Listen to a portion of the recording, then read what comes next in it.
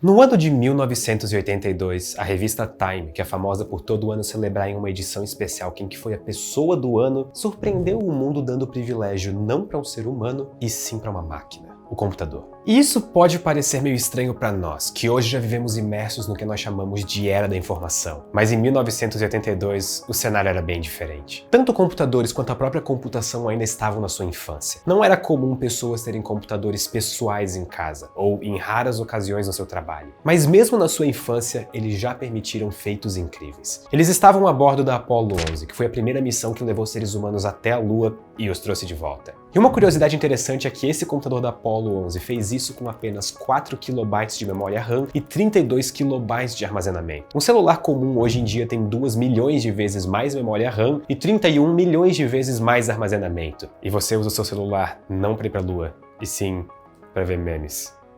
Nada contra. O impacto que computadores teriam na sociedade já estava bastante claro. Um dia eles conseguiriam fazer o que cérebros humanos jamais imaginariam. Quase 40 anos se passaram desde a famosa capa da revista Time, e computadores mudaram bastante, tanto de forma quanto de utilidade. Alguns cabem na palma da sua mão, e nós chamamos eles de celulares ou smartphones. Outros você pode usar confortavelmente no sofá enquanto assiste um filme, e esses são os notebooks ou laptops. Ou então você pode comprar um computador mais poderoso e deixar ele junto de uma mesa, mais uma tela, teclado, mouse, e esses são os desktops. O que importa aqui é que, cabendo ou não na sua mão, escrivaninha ou no seu colo, o princípio de funcionamento de todos eles é o mesmo. Eles manipulam informação para realizar tarefas que nós muitas vezes demoraríamos bastante tempo para fazer. A praticidade que computadores trouxeram para as nossas vidas é tão grande que eu acho que nós podemos concordar que eles não merecem só a máquina do ano, e sim também a máquina do mês, da semana e muito provavelmente a máquina do dia. Ano após ano, as novas gerações de computadores têm componentes tão pequenos que nós já podemos comparar o tamanho deles com átomos, e a rapidez de processamento só aumenta. Mas ainda assim, existem cálculos e aplicações que nem o mais rápido dos computadores que você pode ter em casa é suficiente. E para esses cálculos, nós temos uma classe insana de poder computacional, os supercomputadores. Bem-vindos à nova série do Ciência Todo Dia, feita com patrocínio da Petrobras. Ao longo de 6 vídeos nós vamos discutir o futurismo, mas não do jeito que nós geralmente vemos, com promessas otimistas como carros voadores que só acabam frustrando a gente quando não se concretizam. A ideia aqui é estar no presente, com os olhos no futuro, mas com os pés no chão. É discutir o que de fato tem chance de virar realidade. Nós vamos olhar em cada vídeo uma área diferente e ver quais mudanças estão acontecendo nela e o que nós podemos esperar realisticamente no futuro de médio e longo prazo. E nada melhor do que começar isso falando de supercomputadores.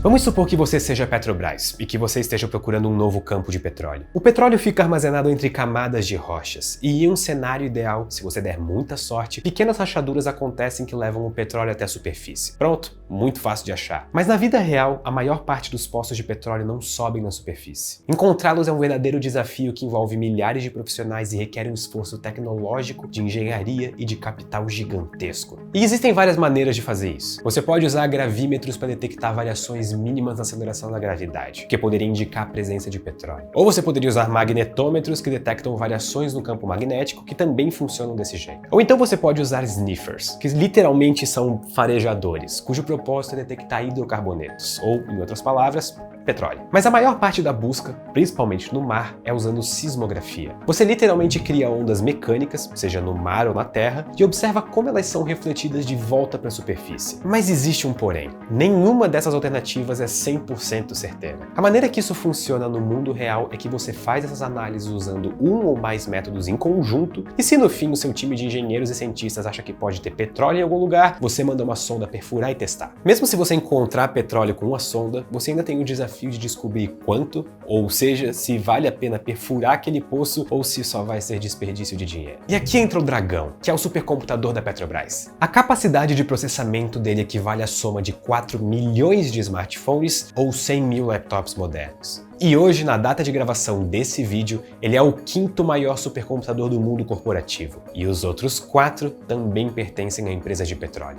A própria Petrobras tem, além do Dragão, outros 4 supercomputadores. O Andrômeda, o Fênix, o Atlas e o Grifo, que por algum tempo, inclusive, foi o maior computador utilizado na indústria de petróleo do mundo. E existe uma razão bastante inteligente para os 5 maiores supercomputadores corporativos do mundo justamente pertencerem a empresas do ramo petrolífero. Vocês não acham que eu ia falar de prospecção de petróleo por nada, né? Seres humanos são legais, mas eles têm um problema. Eles são limitados na quantidade de dados que eles podem criar e computar. Um supercomputador, por outro lado, opera nos limites tecnológicos do processamento de dados. Se você quer encontrar um campo de petróleo, você precisa passar por todos esses estágios complicados que eu falei agora há pouco. Cada um desses estágios requer centenas de pessoas extremamente capacitadas e ainda assim você não tem 100% de certeza se quando você perfurar um poço, vai ter petróleo nele. Mas isso muda quando nós introduzimos supercomputadores no processo. Você agora não tem mais a mesma limitação de dados que um ser humano, embora altamente qualificado, teria. A ideia de usar um supercomputador na prospecção do petróleo é injetar maior quantidade de dados geofísicos nele e deixar que ele trabalhe para estimar a presença de campos de petróleo em algum lugar. E uma coisa que nós aprendemos muito bem desde que nós começamos a utilizar supercomputadores é que muitas vezes dados que não parecem relacionados podem ajudar em uma análise mais profunda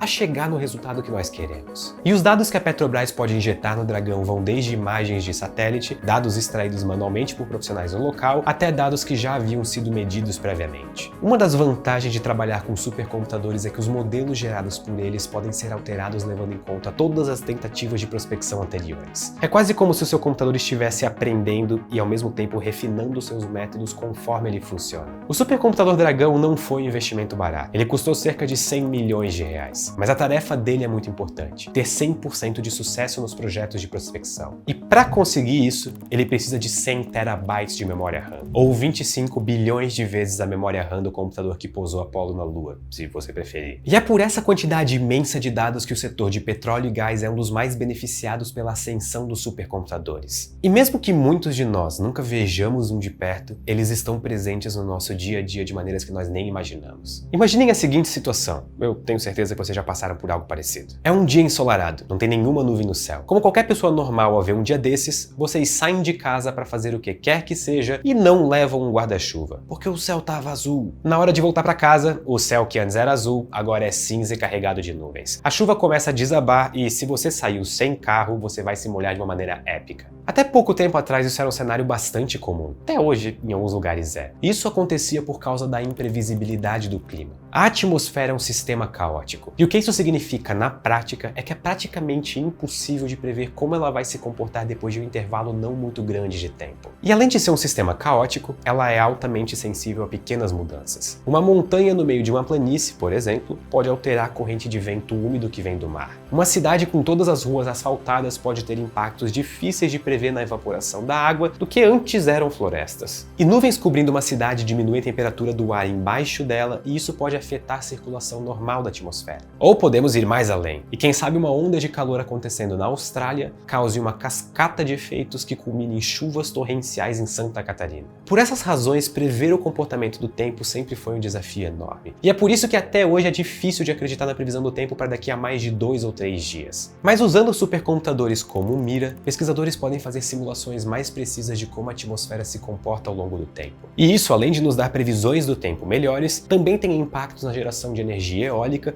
que depende do ar na atmosfera se movendo para funcionar. As previsões climáticas feitas por supercomputadores podem nos auxiliar tanto na geração de energia quanto na formulação de previsões melhores para nós usarmos no nosso dia a dia. Mas a área de atuação dos supercomputadores não se limita apenas à Terra. A cosmologia pode e está sofrendo uma revolução por conta deles. Um dos problemas de estudar o passado do universo é que nós não temos uma máquina do tempo para voltar e ver como ele era. Todos os nossos dados se baseiam em observações feitas no presente. E após o estudo do comportamento de galáxias e estrelas ao longo do tempo, nós podemos estimar como era o comportamento do universo, meio que voltando no tempo. Só que quanto maior for essa volta no tempo, melhores têm que ser os nossos dados para obtermos respostas confiáveis. Mas a qualidade dos nossos dados depende dos nossos instrumentos de observação, o que nos dá outra alternativa, a quantidade de dados. Um dos maiores estudos do comportamento do universo como um todo também foi feito usando Mira. A simulação buscou entender como a distribuição de massa do universo varia com o passar do tempo. Ou, em outras palavras, como a gravidade afeta a evolução de tudo que nós conhecemos. E se nós pararmos para pensar no que estamos fazendo com essas simulações, isso é simplesmente incrível. O tempo que passou nunca mais pode voltar. Isso é uma consequência da entropia do universo, que sempre aumenta. Só que com o auxílio de supercomputadores, nós podemos olhar para um universo que jamais estaria acessível para nós. E não só olhar, nós podemos mudar variáveis. Nós podemos fazer previsões. Nós podemos aprender coisas novas que nunca conseguiríamos imaginar se estivéssemos apenas usando os dados que temos disponíveis hoje para pensar em como foi o passado do universo. Mas nós também podemos fazer descobertas importantes para o futuro, como coisas que seres humanos ainda não conseguiram.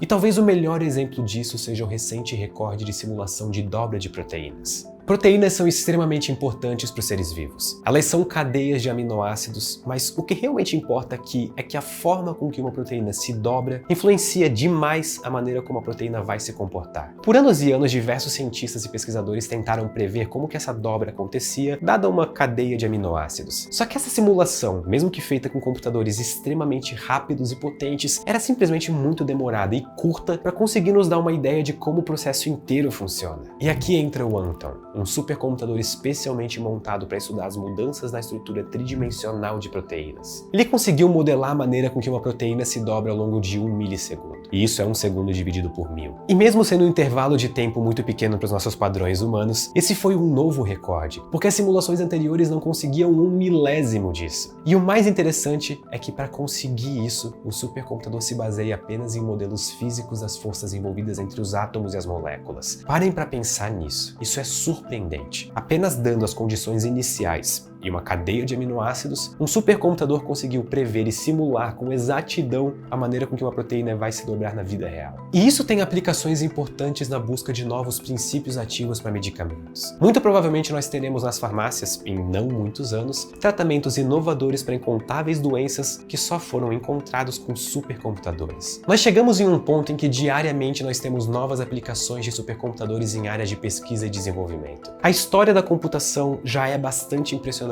por si própria, mas ainda mais fascinante é como nós estamos só no que parece ser o começo de tudo. A própria ciência como um todo pode ser revolucionada muito mais do que já é pelo imenso poder computacional dessas máquinas. Quem sabe um dia pesquisas que atualmente levam anos para serem realizadas pelos cientistas poderão ser feitas em questão de horas, se não minutos. E esse dia, ele não parece estar em um futuro muito distante. Ele parece cada vez mais próximo. Muito obrigado e até a próxima.